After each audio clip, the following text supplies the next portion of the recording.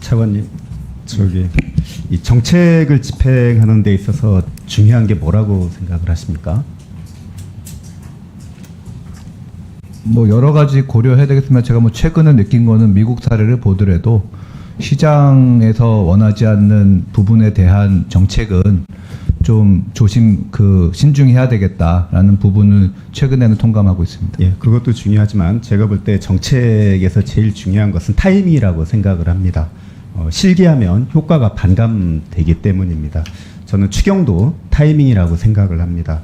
이 추경은 경제가 곤두박질 치기 전에 편성을 해서 이 내수 회복에 마중물 역할을 했으면 훨씬 더 좋았을 것이다라고 생각을 합니다. 이 민주당은 각계각층의 의견을 청취하고 지속적으로 이것을 반영한 추경 편성을 요구를 했었습니다. 지난 2월 민생회복 24조 원, 경제성장 11조 원 등 약 35조 원 규모의 추경안을 직접 제시를 했었습니다. 그 당시 한국은행에서도 역시 지난 2월에 15조에서 20조 원 규모의 추경 편성을 권고를 했었습니다. 하지만 기재부는 늑장을 부리면서 국가를 지금 장기 불황의 위험에 몰아넣고 뒤늦게 추경을 발표한 뒤에 타이밍 운운하면서 신속 처리 요구를 하고 있는데 이것은 앞뒤가 맞지 않는다는 점을 지적을 드리고 싶습니다. 그럼에도 불구하고 이번 추경은 신속하게 합의 처리되어야 한다라고 저는 생각을 합니다. 이 12조 원 규모의 추경으로는 지금 경기 회복이나 민생 안정을 이 마중물 역할을 하는 데는 저는 턱없이 부족하다고 생각을 합니다. 물론 정부 재정 여건도 있긴 하겠지만 우리나라 정부 재정이 다른 나라에 비해서는 그렇게 나쁜 편은 사실은 아닙니다. 이 김윤상 차관께서 이번 추경이 내수 진작용 추경이 아닌 재난재 추경이라고 밝혔습니다. 그리고 최상목 장관이 지난 4월 8일 날 10조 원 규모의 추경을 발표하겠다고 예고를 했는데 이때는 언론에서 본격적으로 한 권한대행의 대선 출마를 보도하기 시작한 것이 4월 10일입니다. 뭐 공교롭다고 할 수도 있겠지만 이 한대행의 대선 출마를 위해 생색내기 증액 추경을 하는 것 아니냐 하는 비판이 제기되고 있다는 것을 우리 기재부는 새겨두어야 할 것 같습니다.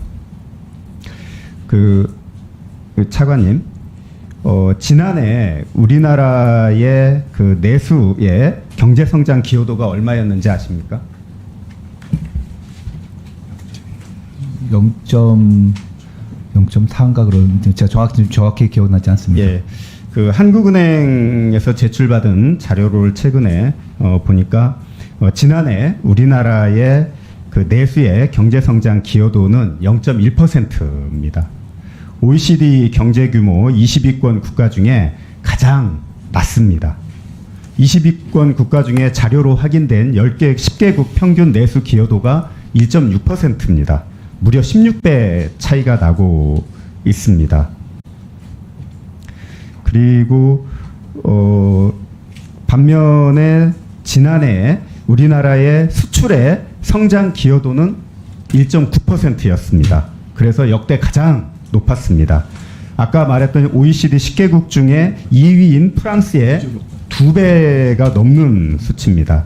그만큼 수출이 지난해 경제 성장을 견인해 왔다고 해도 과언이 아닙니다.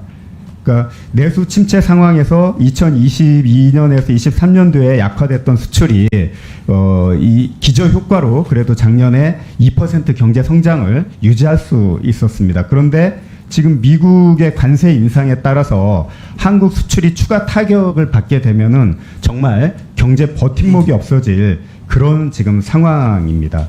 지금 민간 소비가 0.9% 성장 기여할 때 정부 소비는 0.3%에 그쳤습니다.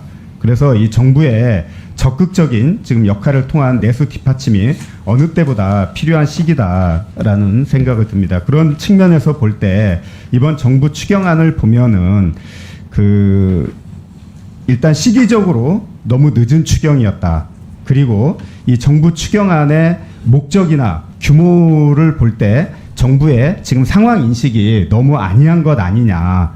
그래서 민생 지원과 내수 회복을 위한 추경 증액이 절대적으로 필요하다라고 생각을 합니다. 여기에 대한 의견을 말씀해 주십시오.